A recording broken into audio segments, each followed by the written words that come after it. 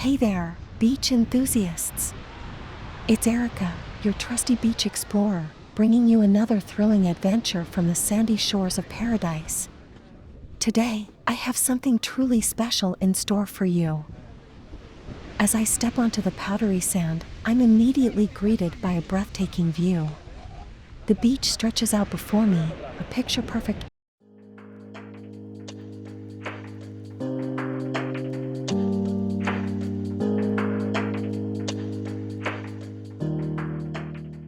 paradise with crystal-clear waters and pristine white sand. It's a beach lover's dream come true. This beach is like no other. The vibrant turquoise waters invite you for a refreshing swim, while the gentle waves create a soothing soundtrack that instantly transports you to a state of pure relaxation.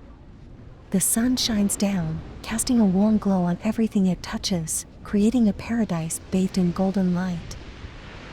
As I walk along the shoreline, I can't help but be captivated by the natural beauty that surrounds me.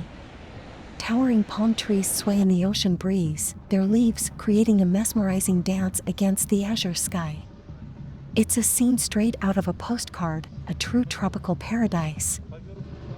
But what truly makes this beach special is its hidden gems.